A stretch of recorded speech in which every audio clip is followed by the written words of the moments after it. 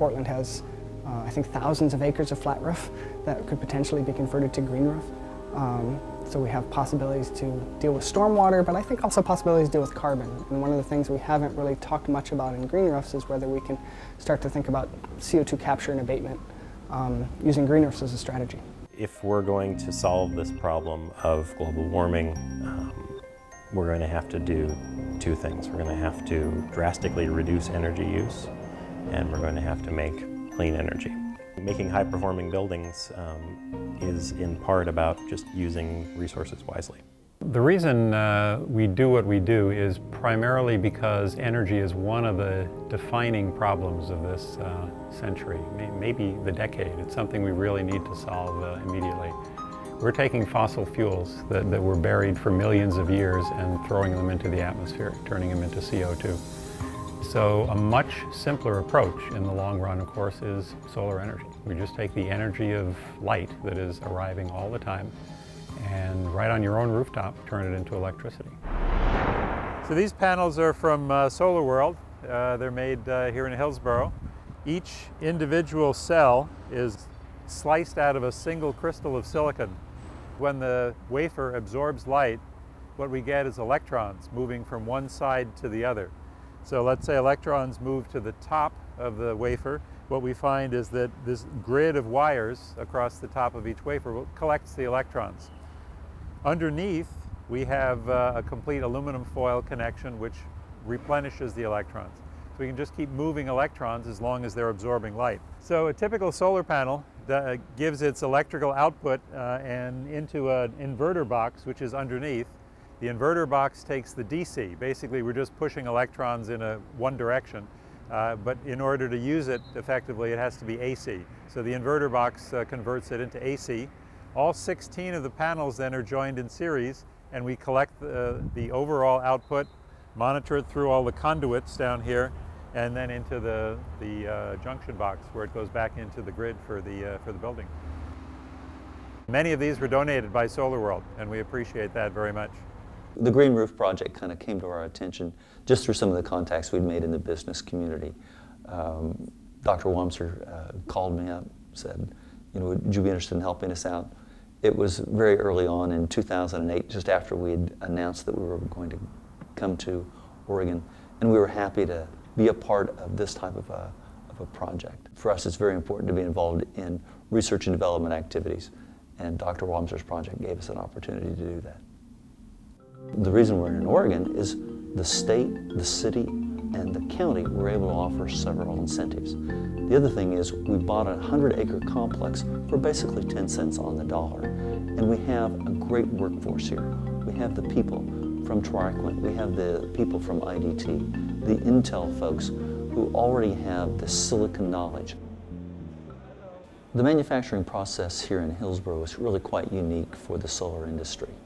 We start with the raw polysilicon, then we'll do a crystal growing process. There, what we do is we'll melt the silicon down at about 1400 degrees centigrade. We dip a seed crystal into it, and then over the course of the next 3 days, we grow it into an ingot that's about 5.5 feet long, 8 inches in diameter. We then cut off the top and the bottom of that, recycle that, and then we'll square it into the exact shape of the cells that we're going to use in those modules. Then we slice them up into very thin wafers. They're as thin as a business card. And then we'll get them cleaned up, run them through a cell manufacturing process. What we do there is we in fact need to have one side of the cell be positive and the other side of the cell be negative. It's a positive and negative junction, a PN junction that we're forming through a diffusion process. Then we put an anti-reflective coating on it so that way it's able to absorb more sunlight. We also then will put a grid pattern on the front, and then on the back there's an aluminum paste that we put on. And that forms the cell that we then will put into that module.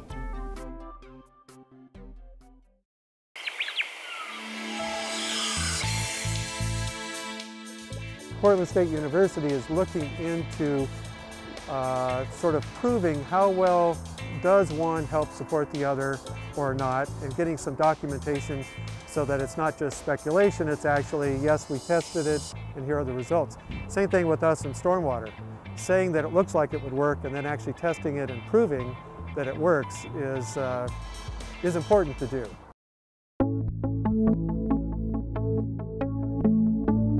One of the things that we do particularly well here at Portland State University is integrative and cross-disciplinary research.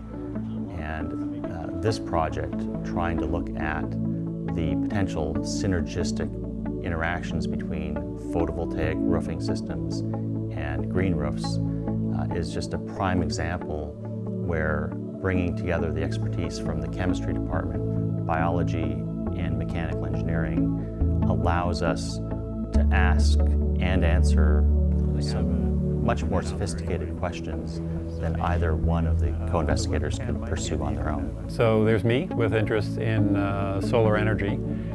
We'll be monitoring the effectiveness of the solar panels, and we'll measure them in a variety of different ways. There is David Saylor from the engineering department at PSU, and his interest is in building efficiency and the energy that building uses. So that in fact we'll be monitoring all the energy flows into and out of the building as they're moderated by the green roof. And then there's Todd Rosensteel from the biology department at PSU. And his interest is in plants, the plants in green roofs, and specifically what kind of plants should be best used in this area to accomplish all the functions that we want a green roof to be able to accomplish. So I was quite excited to be involved in this collaborative effort, because I think we're going to be able to sort of push the envelopes in ways that if I was just working by myself as a biologist or Carl as a chemist, we wouldn't even think of the questions that we need to be asking. Here at Portland State University, we really have a long tradition of focus, both in terms of research and education, on sustainability and green technologies. And so this project is just one example of many where we're seeking to improve the built environment.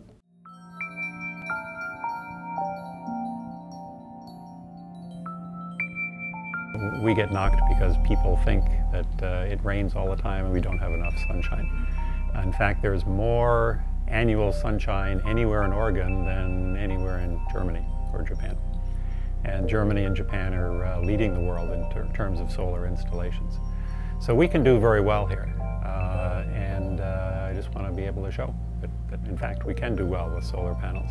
The challenge with this kind of study is that it does take time. You can't set up one set of parameters and run the roof that way for 1 week and then completely change things and run the experiment for another week. For most of the experiments that we're going to run, these will be year-long experiments. The Green Roof Project is scheduled for a 3-year program, during which we hope we'll have everything set up and have a couple years of good research. But in fact, it'll still be up there as a test facility for, we hope, many years after that, where we can continue doing experiments, different kinds of plantings, and find out what really works on green roofs here in Portland. I think that's what distinguishes this project a little bit, is that it allows us to not only ask basic questions about green roofs and basic questions about photovoltaics, but we're putting them together. And we're committed to do this for the long term, so we have an idea of how these two green technologies integrate in a city that is really busting at the seams to develop green technology. Actually, the Green Roof Project is just the start of what will be a larger photovoltaic test facility. That's been waiting for quite some time. We're now re-roofing Science Building 2, and we have to wait till the roof is on before we can put all the rest of our solar panels up there. But we'll have 9 or 10 different kinds of solar arrays, monitoring how well each of them can work. Some of them will be on simulated rooftops. We'll have solar tiles and solar shingles and solar laminates. So what I'm pleased about is that the Green Roof Project is really the first example of a research project that wants to use our photovoltaic test facility. But we hope there'll be a lot more ideas and experiments that come out of this photovoltaic test facility at PSU.